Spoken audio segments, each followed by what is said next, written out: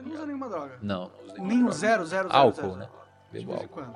Pode crer. Álcool, final de semana, um vinho. Mas minha graduação toda fumei maconha. Minha graduação toda não, parte da graduação fumei maconha. Sim. Era um beberrão, bebia pra caralho, vodka, energético. Dormia 3 da manhã, não fazia exercício, tinha sobrepeso.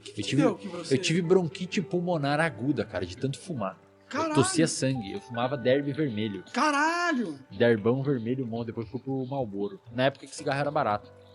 A minha graduação, cara, até o 5º período da graduação, eu não lembro de nada, velho. Eu nem tinha carteirinha da faculdade, eu nem tinha carteirinha da biblioteca. Era truco no bar, maconha, antes de ir pra aula, um fininho pra dar uma segurada. Bem fininho, fechava uns bem fininho, porque daí você podia fumar inteiro e não dava uma brisa tão forte. Assim. E era assim minha vida, cara. Aí no 5º período, eu desci do busão. E tava indo pra casa a pé de noite, eu estudava de noite. E, cara, era 2 quadras e uma leve inclinação. Cara, eu cheguei em casa, velho, suado. Cansado. E, não sei, cara, ali me deu um negócio assim, acho que eu já tava meio exausto do que tava acontecendo, tava me sentindo meio zoado. Eu não conseguia, Monark, pra você ter uma ideia, bicho. Eu não conseguia fazer pergunta em sala de aula até esse período, porque eu tinha muita fobia social. Eu não conseguia perguntar na sala de aula. Na verdade não é fobia social, porque eu ia pro bar interagir e tal. Especificamente dentro do contexto de sala de aula, eu não conseguia me desenvolver e tirar minhas dúvidas. Eu me achava muito burro, cara. Muito burro. Pra caralho, assim. Tinha uma crença de burrice. Você se achava burro? Sei, cara, acho que minha adolescência toda foi meio zoada, assim, os quesitos de amizade. No ensino fundamental sofri um pouco de bullying, estudei em escola pública, então é uma parada. Pode crer. Não, eu entendo isso, eu sofri bullying, eu sei como que Então, assim, não sei, eu sempre fui muito inseguro, assim, não me achava uma pessoa muito foda, assim, muito boa. E aí, o que me salvou foi a bebedeira.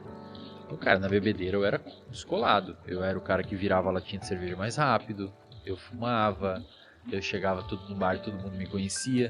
Cara, pensa assim, a cabeça de um jovem adulto, com seus 20 anos, entrou na faculdade, mudou de cidade, interior do Rio Grande do Sul, que já tem uma propensão maior a usar álcool. Cara, faculdade de interior, velho, é álcool, cara. Álcool. É, exato. Na sala de aula eu tinha muito medo e não conseguia me desenvolver. Eu era estranho pra caralho. No bar eu era um cara legal e tal. As pessoas reforçavam. Lembra que eu falei que todo comportamento gera uma consequência? No bar reforçava meu comportamento. E aí você vivia mais. Porra, aí eu falei, lugar. Pode crer. Nessa bosta. Pode crer. Só que chegou um momento, cara, que eu tava acompanhando pessoas na internet. Eu fui criando uma rede modulatória de comportamento online. Eu segui o Paulo Musi. Eu segui uma galera do esporte, alguns corredores. Eu já ia acompanhando, fazia exercício, mas eu acompanhava os caras. Eu já tinha umas camadinhas no meu cérebro de informação, neuroplasticidade sendo formadas.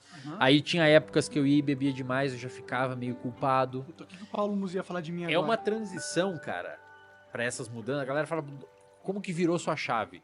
Teve um estopim, mas foi uma construção. A bomba foi sendo construída até que ela explodiu, mas foi uma construção. E essa construção foi via moduladores externos. Eu comecei a seguir a galera do Físico Tudo, segui o Leandro Twin, eu segui o pessoal da Maromba, eu comecei a seguir alguns corredores.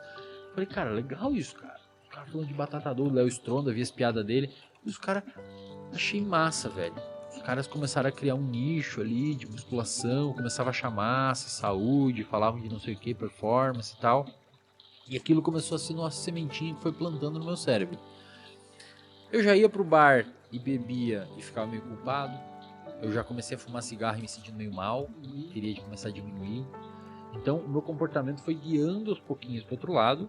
E cara, aí chegou um dia eu falei, porra, tá foda isso, não dá mais. E aí comecei a correr.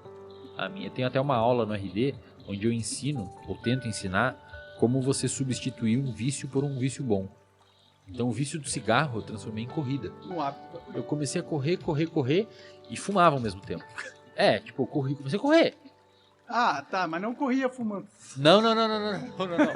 Eu saía a correr. Voltava cara, eu corria meio quilômetro e quase morria. Não tinha.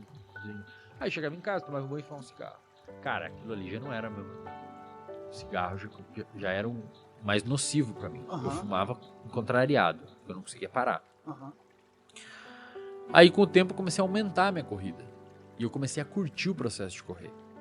Começou a ficar legal, suar, me sentir bem, a endorfina da corrida Sim. e tal. Comecei a perder um pouco de peso, a calça afrouxou. Eu comecei a sentir outros prazeres, que não só na bebida e no cigarro. E chegou um momento que o cigarro estava atrapalhando minha evolução na corrida. Eu comecei a correr 5 km, eu fumava só quinta, sexta e sábado e domingo. E o cigarro, eu percebi que eu não evoluía na corrida por conta do cigarro. Aí eu comecei a ver o cigarro como nocivo. De verdade, estava me atrapalhando. Eu tava vendo que ele tava me atrapalhando. Você queria correr mais, você queria ter E o cigarro travava. Aham. Então eu comecei a conseguir finalmente liberar o cigarro e cada vez eu corria pra substituir aquilo. Pode crer. E aí assim eu fui mudando, comecei a estudar. Eu comecei a perceber que conhecimento é poder.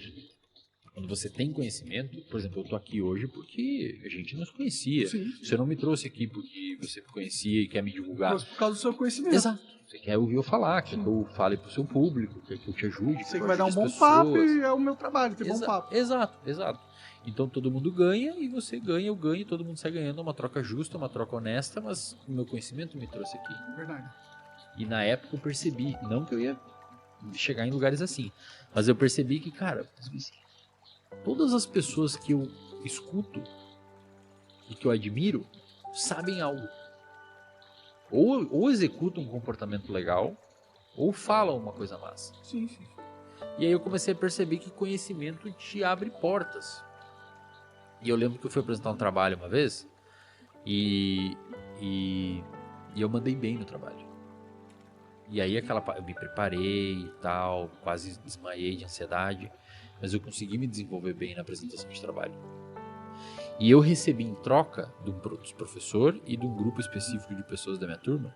E aí eu recebi, depois que eu apresentei bem o trabalho, algo próximo ao que eu recebia no bar. Tá ligado? Entendi. Aí você trocou um estímulo por outro. Eu comecei a entender que não era só lá que eu podia ser legal, Pode eu podia ser foda. Eu entendi que no campo do conhecimento eu também podia obter reconhecimento.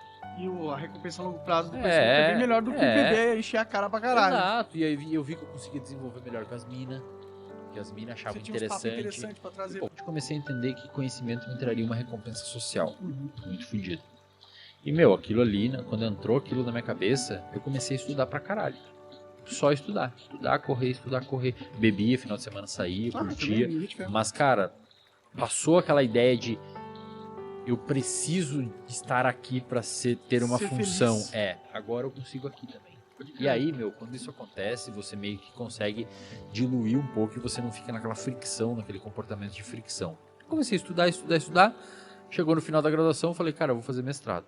Vou pra Florianópolis fazer mestrado. Todo mundo riu de mim, todo mundo me falou, não, que vai pra Florianópolis, vai lá nos grandão, lá estudar numa federal. Eu estudei numa particular, cara.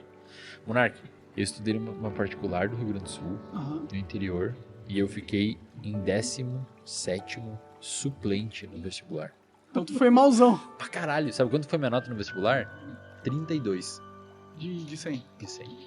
Isso é bem ruim. É ruim pra caralho, velho. Mas não. Cara, imagina, 16º suplente. Aí como era uma faculdade particular, muita gente não foi fazer, porque não conseguiu FIA. Eu fiz FIAs, pago até hoje minha faculdade. Aí eu financiei. E aí eu fui lá e comecei a fazer a porra da faculdade. Achei que não ia virar muita coisa, fui fazendo, eu estudei, entrei no mestrado, depois daí teve toda essa transformação. Eu comecei a ver o valor do conhecimento. Aí entrei no mestrado, fiz o meu mestrado em 1 ano, normalmente demora 2, fiz em 1. Entrei no doutorado, fiz o doutorado até 2020 com bolsa, ou seja, eu ganhava 2.200 Ah, que legal. com bolsa do governo para fazer o doutorado.